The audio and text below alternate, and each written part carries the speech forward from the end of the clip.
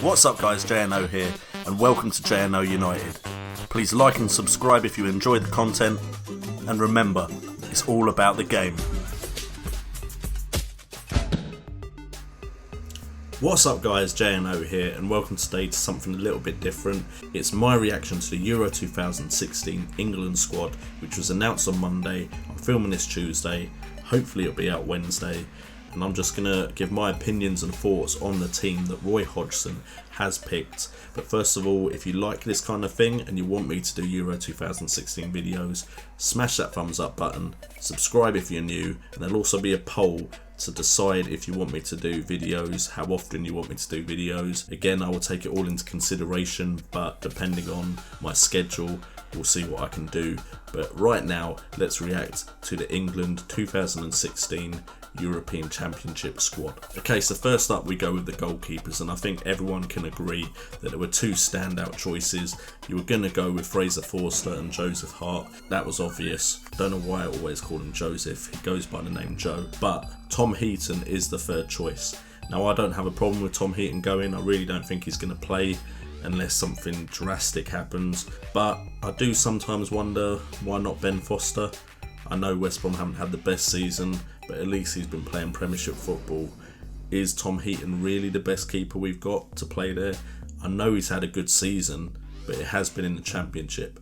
He's not been playing the type of strikers he's going to play if he does actually get game time at Euro 2016. But he is the third choice, so I don't have a personal problem with that at all. Maybe he will be signed by a bigger club next season and he can prove himself in the Premier League. He is definitely a decent keeper. Moving on to the defence, and there's some omissions that I'm a bit concerned about when the likes of Aaron Cresswell cannot get into the team. When the likes of John Stones does get into the team, despite the fact that many people have questioned his credentials this season. Yes, he has one of the best passing ratios for a defender in the league, but defensively he is not in the top 10 of any main defensive stat, that being headers won, interceptions, tackles won, all of those. He's not even in the top 10 defenders, and he's somehow still got on the squad off of the fact that he's a youngster with the reputation that he could be great. Now, I actually quite like Ryan Bertrand and I like Danny Rose. I understand why Luke Shaw isn't there because of the injury he's had, but I do wonder why Cresswell has never been given the opportunity. He's uncapped and he's had two great seasons at West Ham, and it looks like he's just not going to get a look in. And to be honest, Roy, this seems to be a genuine theme that if you're a West Ham player playing well, you're not going to get into the squad. That's a spoiler alert. Gary Cahill is there, Nathaniel Klein, Kyle Walker, John Stones, Chris Smalling. Chris Smalling is the certain pick. You have to have put Chris Smalling in your England squad. Anyone that tried to predict the England squad or pick their own England squad puts Chris Smalling in. He's had a great season at United, despite the fact that United haven't had a great season. The only thing I would ask is, again, he seems to have gone for the obvious choices instead of looking at some of the defenders that have done well for teams like, say, Bournemouth. Bournemouth's defenders have actually been quite good this season. I know every now and again they're letting quite a few goals, but I can't majorly argue with that defence. John Stones is the one I would have looked at replacing, but other than that, decent defence. It's the midfield where it gets interesting. Okay, let's get out of the way the players I'm happy to see there before I start ranting. Dele Alli, he had to be there. It was that simple. Great season at Tottenham Hotspurs. He deserves his England call-up, and I doubt he'll be one of the three that isn't taken to Euro 2016. Eric Dyer is also in the same boat. He can also play as a defender, so you've got a versatile player who's performed really well this season. And then Danny Drinkwater, I'm just happy that another Leicester player got into the England squad. Their performance this year has been amazing. Drinkwater has been amazing, so I'm happy to see him there. James Milner has been one of the solid, consistent players at Liverpool. He's got experienced head on his shoulders, so I'm happy to see him there as well. And you would have thought the fact that there is 11 midfielders in that squad, you'd have thought I've been happy to see more than 4 of them in the England squad. Now, my problems are you have players in there like Ross Barkley, not had the greatest of seasons, not a bad season, but I feel a lot of it is reputation as a youngster that could be great. But as far as issues go, Ross Barkley isn't that high up on that list of midfielders that's there. Andros Townsend, he does play well for England. He has had a good end to season with Newcastle. Maybe I can understand squeezing him in. And then I'm struggling to say anything good about the rest of them. You have Raheem Sterling. How much of an impact has he had at Manchester City? Not much. Adam Lallana, very hot and cold player at Liverpool. Jordan Henderson, injured and hasn't looked as good as Milner. Fabian Delph, really? What has he done to deserve to be in that squad over someone like Marc Noble? Really, tell me. And then you have Jack Wilshere. He started 1 game this season. He's played in 3 games this season. Now, I understand if you have someone like Messi, if you have someone like Pogba, and they don't play most of the season, you will take them because they're a player that guarantee you will make something happen, even if they've not been playing that much. Zlatan, Sweden are going to take Zlatan no matter if he's missed most of the season before a major tournament. Cristiano Ronaldo will go to any tournament with Portugal. Jack Wilshere is not in that bracket. You were telling me that you couldn't get midfielders that perform this season in the Premier League other than Jack Wilshere. I'd have taken Michael Carrick over Jack Wilshere. I'd have taken a lot of people over Jack Wilshere. I don't hate Jack Wilshere. If he had a good season, I'll be putting him straight in an England squad. But the fact that someone like Marc Noble doesn't get a look in is ridiculous. I know you could say, well, who else would you pick? There's not that many English midfielders. But if you're going to look in lower leagues like you did with Tom Heaton, why don't you look for midfielders in lower leagues as well that have actually played games? And let me ask you this, why is Marc Albrighton not going? He's had a pretty good season at Leicester. In fact, there's a lot of Leicester players that had a pretty good season at Leicester. Why not take Michael Antonio?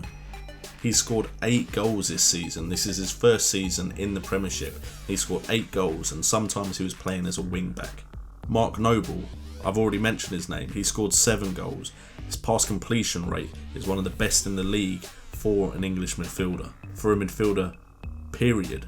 Hell, Nathan Redmond has had a better season than some of the players that have been put in this England squad's midfield.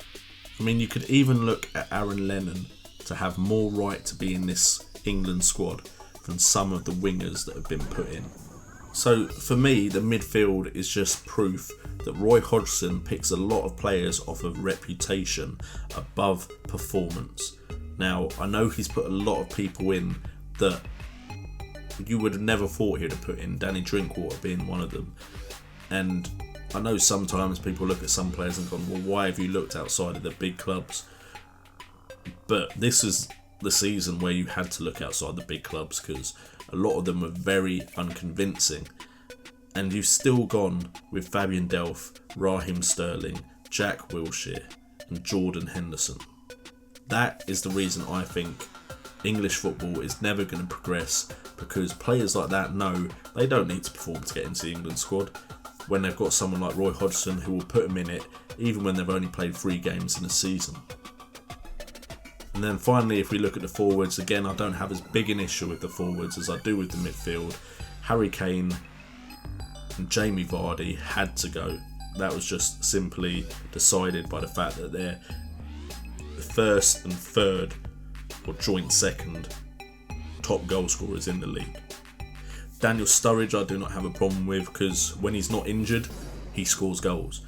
He's got one of the best goal scoring rates for when he's actually played in the league. So you had to take Daniel Sturridge if he was fit. Wayne Rooney, I can understand if you're taking him as someone that could also play in midfield. He's versatile. He hasn't had a rubbish season.